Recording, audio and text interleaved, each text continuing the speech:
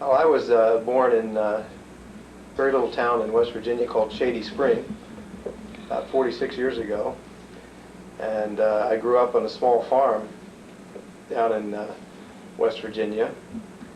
When I was about 10 years old, I moved north to Pennsylvania and did most of my schooling there. I got interested in science when I was in 10th grade, as I remember. I was introduced to chemistry by a teacher whose name was Paul Paxton. And I admired him very much because he was also the football coach at that time, and I was very interested in sports as well as in science. And he inspired me very much to go into chemistry. And I think from that time on, I was always interested in pursuing chemistry of some sort as a profession. When I began looking at colleges, I had a choice between going to very large colleges such as Penn State or small colleges such as Gettysburg College, and chose small liberal arts college, Gettysburg College in Gettysburg, Pennsylvania. And there was another gentleman who influenced my scientific career very much, and that was a man by the name of Jack Benson, or John Benson. Jack Benson was a professor of physical chemistry at Gettysburg, and he had gotten his PhD with Sir Hugh Taylor at Princeton. And Jack Benson invited me the summer between my junior and senior years to work on a research project sponsored by the Research Corp, as I remember, having to do with the absorption of hydrogen on supported nickel catalysts. And he and I spent that summer and the ensuing year and even the following summer studying the absorption of hydrogen on nickel. And so that was my introduction to catalysis, and I was very fascinated with the field, and particularly fascinated with the many stories that Jack Benson told me about all of the famous people in the field of catalysis. When it came time to consider graduate school, Jack was very instrumental in my choosing Johns Hopkins University because of Professor Paul Emmett being there at the time. And so I had made up my mind in my senior year to head for Johns Hopkins and to enter the field of catalysis. And so I spent the next 4 years with Professor Emmett, obtaining my PhD degree. And subsequently, Professor Benson influenced me once again when it came time to consider postdoctoral research. He had just returned from a sabbatical year at Stanford with Professor Michel Boudard, where he had developed the now famous Benson and Boudard hydrogen titration technique for measuring the surface area of platinum catalysts, for example. And when he came back, I met with him, and he was very enthusiastic and excited about Stanford and suggested that I apply there for a postdoc. And I did so, and fortunately Michel had an opening, and so I was off to new territory that I'd never visited in my life, namely California and Stanford University. And I spent 2 fabulous years at Stanford with Michel in what was a tremendous group at that time. There were people like Eric Derwan, also postdocing, Valerio Indovina from Cimino's group, Nick Delgas was there, now professor at Purdue, Alvin Ice, now professor at Penn State, Dave Ollis, now professor at North Carolina, and a host of other extremely talented people who were part of Michel's group at that time. I also had the privilege at that time of being the postdoc who got to pick up all of the dignitaries in catalysis at the airport and host them during their visits to Stanford. And in the course of that activity, I met many of the famous people in the field of catalysis, Frank Stone and John Turkevich, Keith Hall, and many, many others who came through Stanford at that time.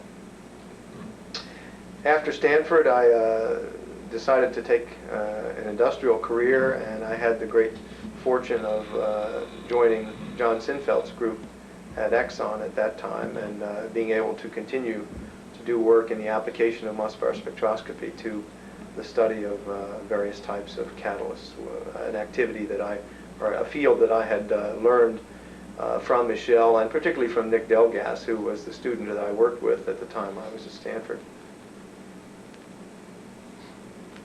So that's a little background. Maybe too much. What do you recall most about Emmett?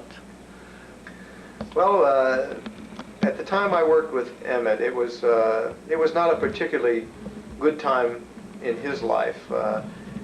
At the time that I was at Johns Hopkins, Professor Emmett's wife became very ill at that time, and it was a very difficult period for him. What I remember most about him, I think, was his great patience with me as a graduate student. I also remember very much his great enthusiasm when I would come in to talk to him about research results. He was always a man who was seeking to develop a new idea, a new approach, a new solution, a new way of going about the problem. So I enjoyed those kinds of discussions with him, although they were fairly infrequent at that time. I enjoyed those very much with him. And I guess I was always very much awed by him as such a famous man in the field of catalysis, and here I was a diminutive graduate student from a small school in Pennsylvania, and I was always awed by just the grandeur and stature of the man himself, probably a little bit frightened as well at that time. But when I was at Johns Hopkins, the group was extremely small. There was only a couple people there during my time. People like Burt Davis were there as a postdoc. Kubakawa, I remember, from Japan. Ionescu from Romania was there, but there was generally only one or two people associated with the group during my stay at Johns Hopkins. And I didn't have as much breadth of interaction with people in the field of catalysis as perhaps I would have liked to have. We did interact with Dick Kokas's group, and at that time there were Dick Gonzalez, I guess, was also a graduate student at that time. Ray Renard from Gulf was a student at that time. I remember V.B. Kazansky from the Soviet Union came to spend about 4 months sabbatical with Dick Kokas, at which time Kokas tried to turn him into a capitalist, but I don't think it worked very well at that time. How would you describe Kokas? Well, Dick Kokas was a very intense individual, I think, but a very, always very friendly and always willing to talk to you. I really enjoyed that about him.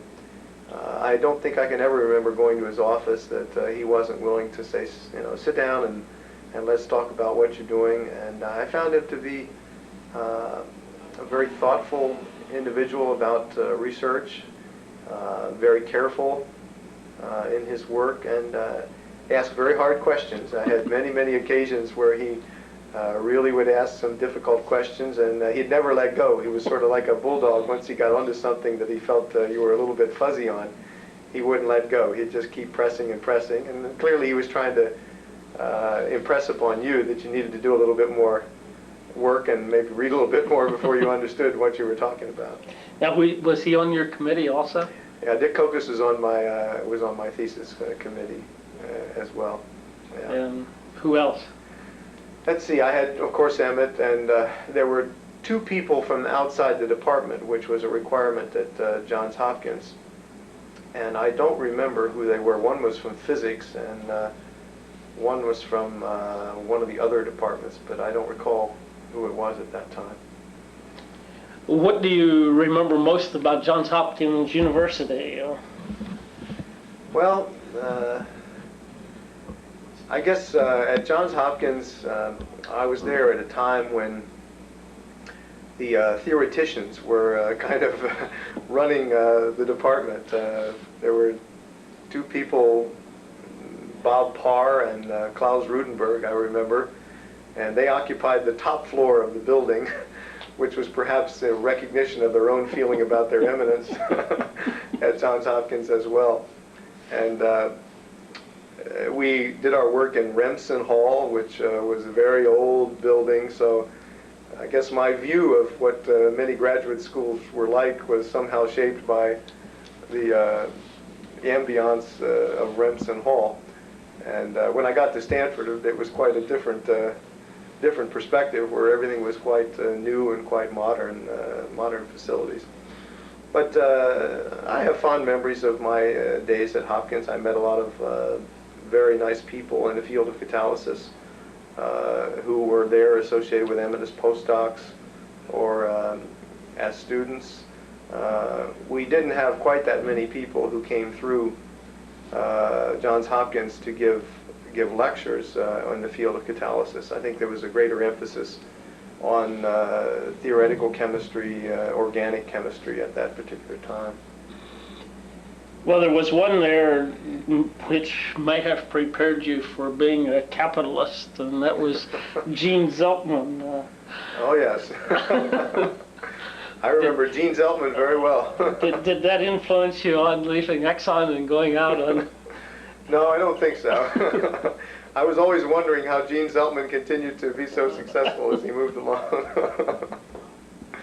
But I don't know where Gene ended up. I think he ended up, the last time I heard, he was at GE, and he married the chairman's daughter, so he was doing exactly what he had always done.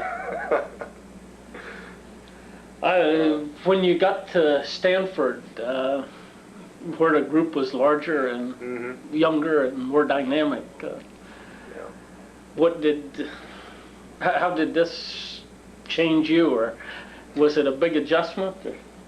Well, Stanford wasn't, I'd say it wasn't so much of an adjustment. It was just, there was an excitement and an enthusiasm there simply generated by the fact that the group was very big. There was probably 14 or 15 students and postdocs associated with Michel's group at the time. In addition, Professor Bob Maddox was in the same department and had quite a large group of people also at that time doing work in molecular beam studies. He was just getting into some surface science studies at the time I was there.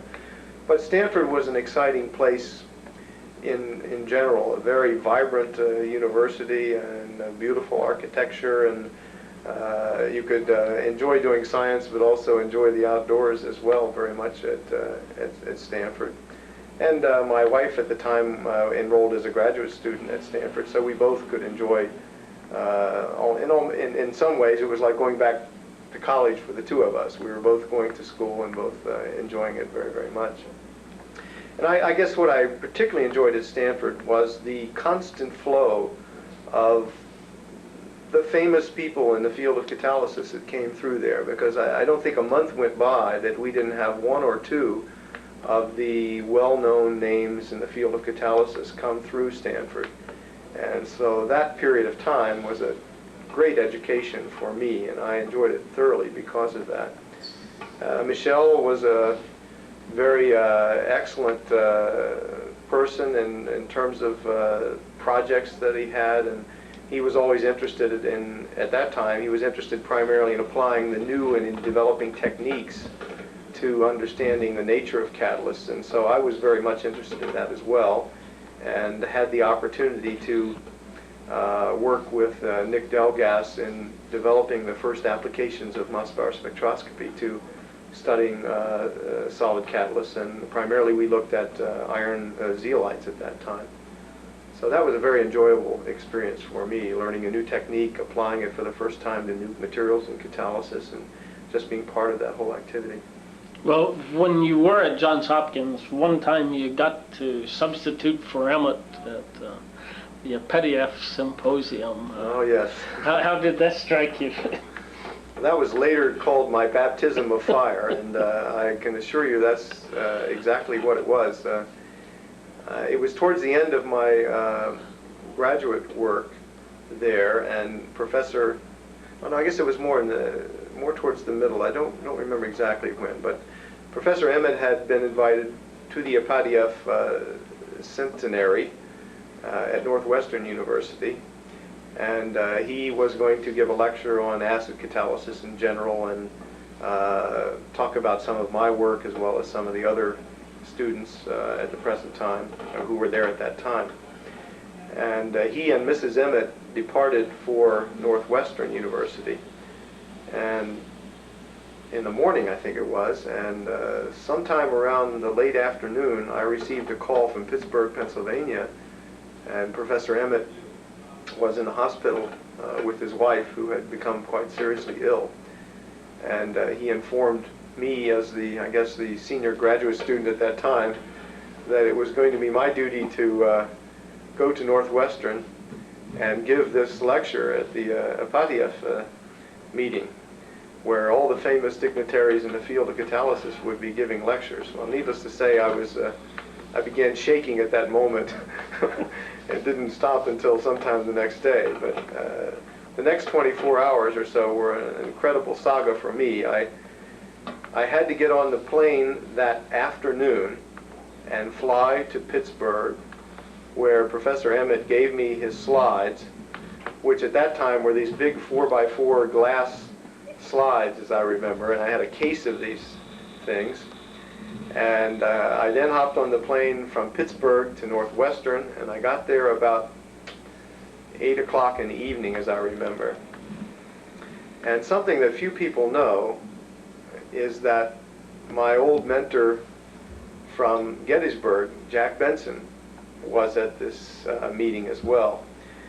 And I was, needless to say, scared to death, because I was going to have to give a 1-hour presentation the next morning at 9 a.m. to this assembled group of 400 people from catalysis all over the world.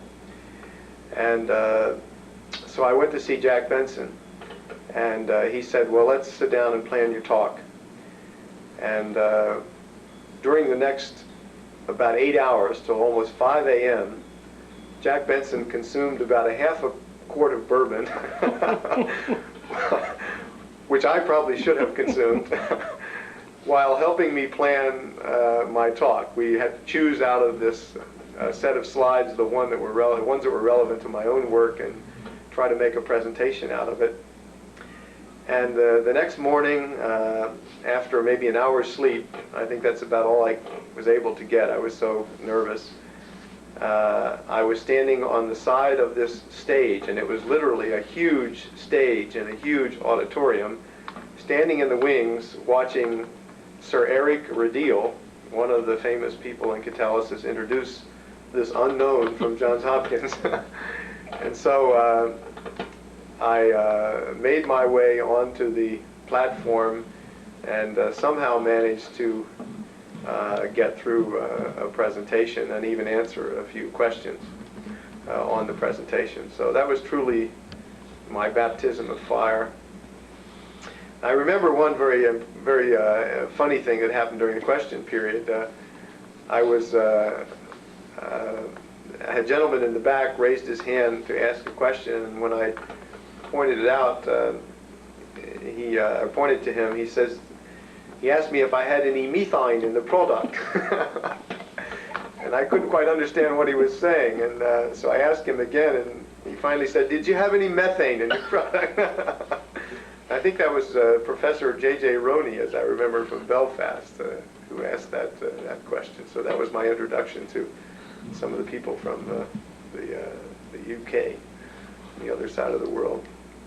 Well, you obviously could have gone someplace to teach and do research at a university. Why did you choose to go to industry rather than the university? Well, I did. When I left Stanford, I had several offers to teach, but I think I was very fascinated by what was going on in industry. I had the opinion that industry was doing a lot of cutting-edge research, and that most of us and the rest of the world didn't find out about it for 4 to 6 years after patents issued. And I really wanted to be involved in doing the cutting-edge research. And I was also very much interested in working with John Sinfeld, because Michel had been a consultant with Exxon for many years and knew John Sinfeld very well, and regarded his work very, very highly. So as I interviewed for industrial positions, I think I pretty much set my sights on working at Exxon with John Sinfeld. And fortunately that worked out, and I did receive an offer and was able to join John's group. And I must say, I really did enjoy very much my years at Exxon. I joined Exxon when they had formed the corporate research laboratory. It was about a year old at the time I joined. I think I was about the 35th professional that they hired, and by the time I left, 7.5 years later, they were over 150 professionals. So it was a time of real growth and the real development of a major research activity at Exxon. So I had a great opportunity to learn from some of the best people in catalysis, to get exposed to the practical problems of the field related to the petroleum industry and the chemical industry, and certainly have no regrets. It was also a very exciting time in my career. What was the biggest adjustment you had to make from Stanford to Exxon? The biggest adjustment, I guess, was well, it was really learning to work in an industrial environment and all that entails. When one goes into an industrial research position, there are many other factors that come into determining what is good research what is a good research area to work on. That is to say, the engineering activities become important, the market opportunities become important, and so research is no longer simply the pursuit of some intellectual activity that you find interesting, but it's the pursuit of something that has practical implications, is important to the corporation. And I think that's a major adjustment that most people coming out of a purely academic background or academic research background have to make.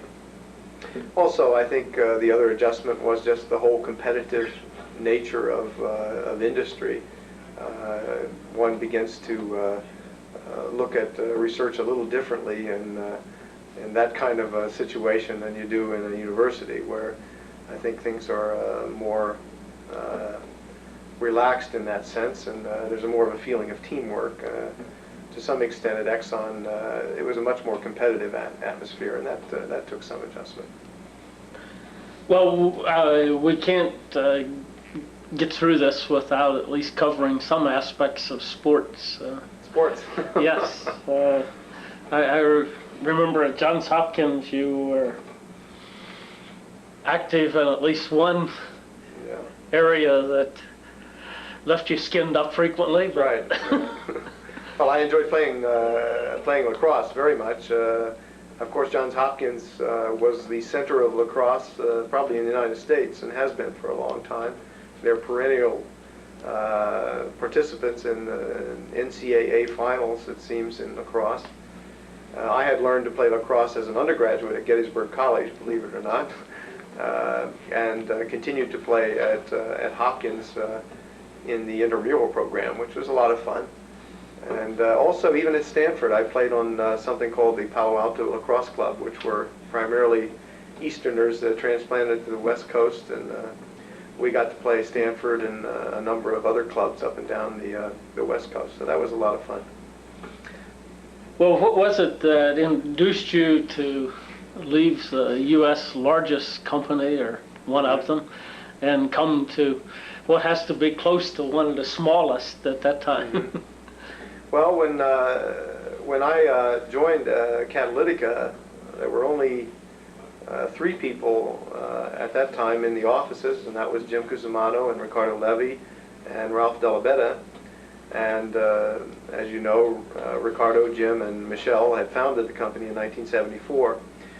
In 1976, 77, Exxon was offering me some other opportunities to move to other management positions, and it was quite clear that those were going to be somewhere different than Linden, New Jersey, probably Baton Rouge, Louisiana, or Baytown, Texas, or one of the other Exxon locations. So I was at a point in my life where I knew I was going to have to make some kind of a change. And about that time, Jim Cusimano called me from Catalytica and said, if you're thinking about making a change, why don't you consider the possibility of joining Catalytica? So in the latter part of 1976 it was, I made a trip out to California for some other purposes, and at that time I met with Jim and Ricardo, and I got very excited and enthusiastic about the concept of Catalytica and what they were trying to do and the vision they had about the company they wanted to build. And over the ensuing months I became more and more enthralled and more enthusiastic. I met with Michelle in New York, as I remember, at the Princeton Club, and became even more excited about the whole prospect. And I was particularly enamored with the idea of becoming an early participant in the development of a new company. And so very shortly, in I guess the early part of 77, I got excited enough that I accepted a position with Catalytica, and I became the fourth employee in the offices of Catalytica, and joined them in June of 1977. At that time we were 4 people in a high-rise office, 2 Palo Alto Square, primarily doing government contract work, primarily paper studies, and just initiating our Catalytica Studies program, and also just initiating consulting work for private industry, as well as just starting a laboratory over in a garage in East Palo Alto at the same time. So I thought that was tremendously exciting. The idea of being associated again with Michelle was very exciting to me, and being part of this kind of an activity that I really felt confident was going to be successful over the long term was the primary thing that stimulated me to join. And my wife and I loved California, so I had no problem convincing my wife to come back to California. So that was also a very easy transition for us to make. What personal characteristic would you say is most needed in a small company that's not needed at a large one? Well, I think in a small company, you need to have a lot of versatility. That's one thing. You have to be willing to do anything and everything that's necessary to make the company successful. And if that means scrubbing the floors or keeping the books or anything like that, of course you have to lend a hand, or you have to take up the slack where it's required. And that appealed to me as part of Catalytica as well in the early days. I like the idea of an entrepreneurial activity, and I like the idea of a group really working together as a team to create an organization. So I think versatility is very, very critical, and you also have to be willing to put in very long hours and very hard effort to make the company viable. You have to give whatever is needed to make the company successful. That's what it really amounts to in the long term. And when you're part of a small company and you have a stake in that organization, ownership in that organization, and you truly believe it's going to be successful, that's not hard to do. It's something you really enjoy and can get excited about. Your family gets into it. It becomes a family affair as well as your own personal affair as well. Well, now, one of the things up to this time that you would be most remembered for in catalysis is SMSI. How did that come about? SMSI, yes. Well, SMSI actually started at Exxon, of course, and when I think back, one of the first pieces of work that led towards the SMSI was done by Shun Feng, and it was actually suggested by John Sinfeld. And this had to do with ferroelectric materials, such as barium titanate. A ferroelectric is a material that undergoes a phase transition at a certain temperature that creates an electric field at the surface. It undergoes a ferroelectric transition. And Sinfeld was interested in whether or not you could create local electric fields that might be sufficient to even polarize carbon-hydrogen bonds, much in the vein of the ideas that were being promoted with zeolites at that time, that you could generate strong electric fields in zeolites that might polarize carbon-hydrogen bonds and create carbonium ions. And so John Sinfeld suggested that Shun look at these barium titanate materials to see if that was possible. He was interested in the idea of what we called superferroelectricity. If you change the particle size of these ferroelectrics, would you get into something that was similar to superferromagnetism, for example, as a function of particle size? So Shun did some work on these for a number of years, and began then working with Sam Towster. And it was really Sam Towster, I think, who did the first experiments that provided a strong indication that there was something unique about these supports, such as titania. And Sam had done some work with ruthenium MgO systems, magnesium oxide, related to the auto exhaust catalyst. And in those systems, he had observed that you could create some very highly dispersed ruthenium surface phases, basically a magnesium ruthenate structure at the surface. This was not known as a bulk compound, but he surmised that at the surface the size constraints were relaxed enough that you could create these surface magnesium ruthenates, and those tended to stabilize the ruthenium against high temperature sintering and against high temperature volatilization. And this led Sam to start examining other types of supports, and one of them was titania. And Sam dispersed ruthenium on titania and reduced it, tried to measure its surface area by hydrogen chemisorption, and found nothing. And he was wise enough to X-ray this material rather than throw it out, and when he did, he found no particles or no evidence of large particles of ruthenium. And in the face of no chemisorption, he was very puzzled by this. And in the ensuing few months, he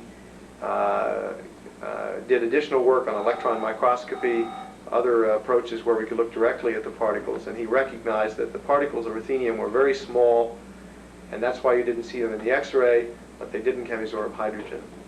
And this subsequently then led into a whole series of work on measuring the chemisorption properties of various metals on titania, which is where I got involved. I began looking at a variety of metals from the Group 8 series on titania and did a lot of the chemisorption work there with Sam and with Shun. And Sam and Shun and I then wrote that original paper that was published on SMSI in the Journal of American Chemical Society. And SMSI has become a very popular topic for the last 10 years, although I don't know if it's ever going to be used for anything practical. It certainly has stimulated a lot of research, however. If you were going to pick one thing to date, what would you say is the most satisfying? In research? Yes. Yeah, I think the thing that I really did enjoy the most was the Mossbauer spectroscopy work that I did at Exxon on bimetallic catalysts. Work had been done at Stanford by Calvin Bartholomew and Michel on platinum iron alloys on carbon.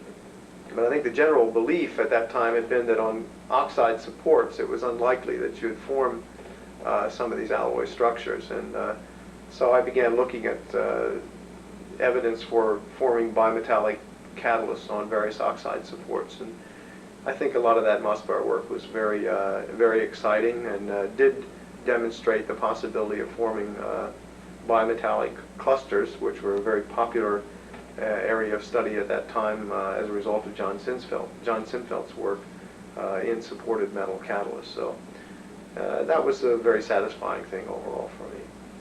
How would you describe John Sinfeld? Well, John was a wonderful guy to work for. He's a very very thorough fellow. He likes to understand everything he's working on in very great detail. And I think that's one of the reasons that shortly after I joined the group at Exxon, John decided to turn the group over to Jim Cusimano at that time, the major part of the group, and just have a few people working with him, one being Jimmy Carter, who retired from Exxon a few years ago and was a longtime associate of John's. But John preferred to work on a few problems, one or two, and do them in great depth, rather than have a group of 10 or 15 people working on 10 or 15 different problems. He didn't get a great deal of satisfaction out of what I felt were the management of research groups and the management of the people and so on. Although he was a very inspirational person, he loved to talk to you about science. He was very much a father figure and counselor to all of us who were in his group when we came to Exxon, and very much a factor in helping us adjust to a change from an academic to an industrial environment. But I think he really enjoyed more the scholarly work associated with research rather than the management of. He enjoyed the management of molecules more than the management of people. Maybe that's the best way to put it. But I had a great deal of respect for John, and even after he split off with a small group, he was a person who was always available to all of us. And when you had some concerns or you felt like you needed someone to talk to, he was the person that most people would go to see, because he was a wise man and always had some very useful advice. Well, he sounds more like a professor type, yet he stayed in industry. Yeah, and I've often wondered why he didn't move to a university, because he certainly would have done extremely well there. He did extremely well at Exxon. But I think it's difficult when you have the enormous resources that he had available to him at Exxon in terms of equipment, for example, and people if he wanted them. It's pretty difficult to give that sort of thing up. And he got very much involved in XFs back in the early 70s. He, with Farrell Lytell and Grayson Via, set up one of the first XFs instruments, I think, in industry at Exxon.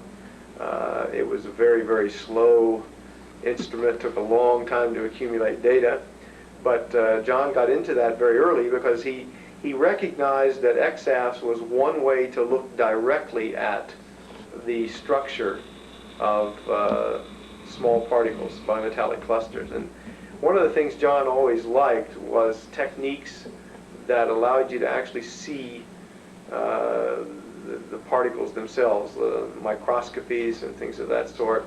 And I remember him always telling me that he liked XFs because you were really looking, directly at the X-ray reflections of these small particles, and you got direct information on their structure. And he was very instrumental and has been very instrumental in developing the whole XF technique and its application to catalysis. Without somebody like John, I don't think XFs would have progressed nearly as rapidly as it did. And now, of course, it's one of the more popular tools for studying catalytic materials.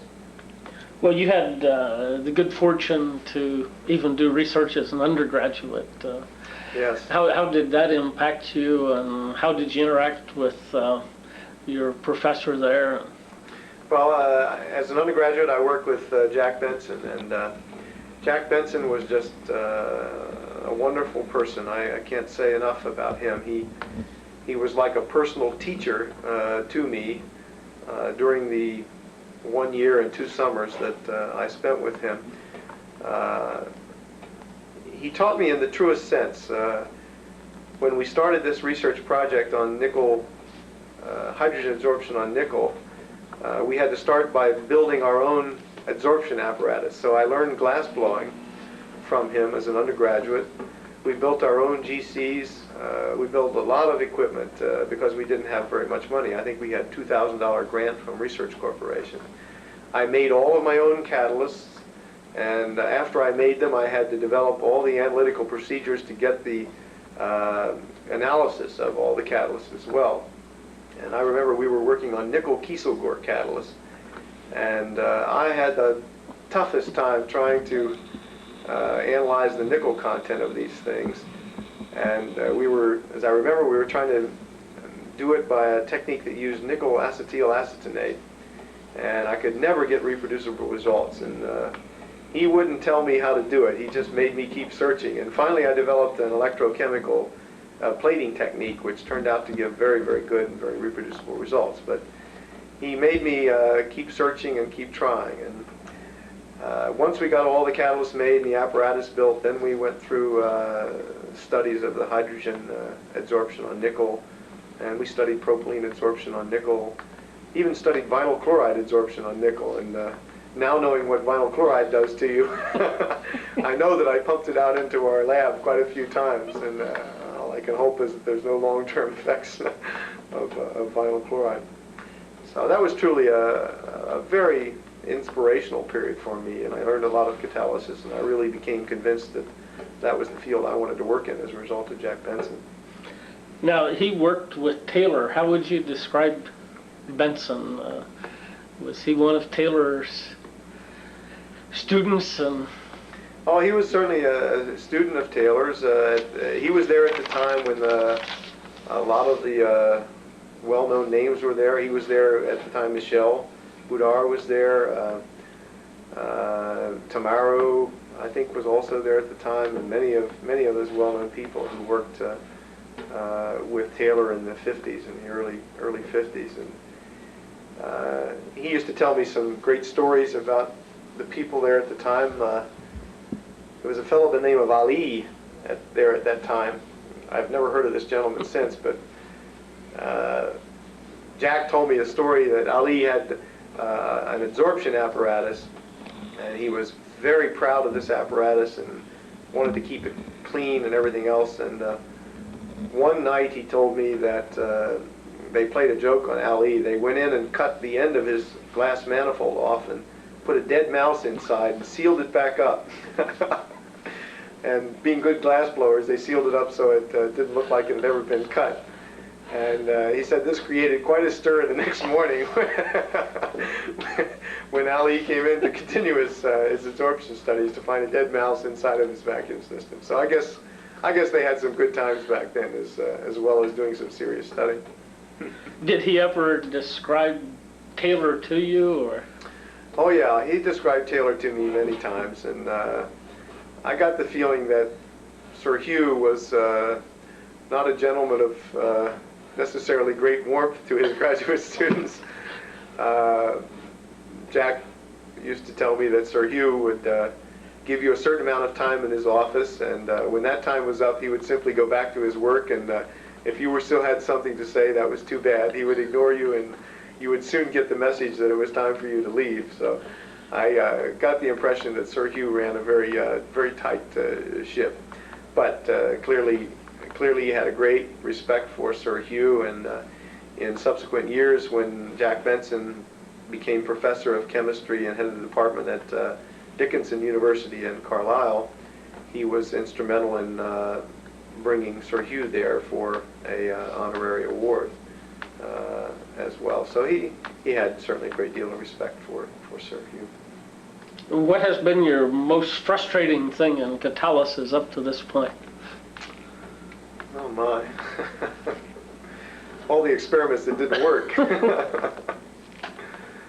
Oh, I can't say that there's a lot of things that I felt were really frustrating. I've felt that I've had a tremendously exciting career with the best of opportunities. Considering that I was born in Shady Spring, West Virginia on a farm in Appalachia, I think that I've had tremendous opportunities, and I attribute it a great deal to the fact that there were people who pointed me in the right direction at the right time in my life.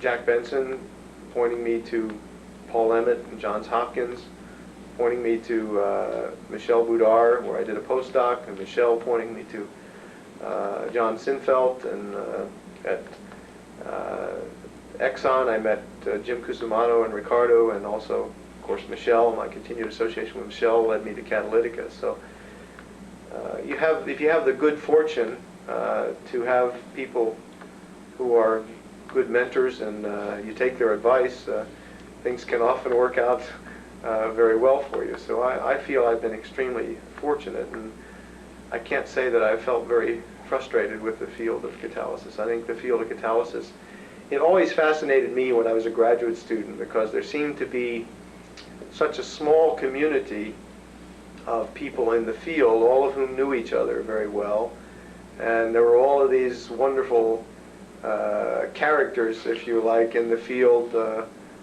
and I say that character only in the best of sense. Herman Pines and Turkevich and Paul Emmett and all these people that I used to see at the Gordon Conference interact with each other. I just felt that it was a fascinating and wonderful group of people, and I wanted to be part of that. So that was one of the things that drew me into the field of catalysis very, very much. Do you have anything? Is that it? We're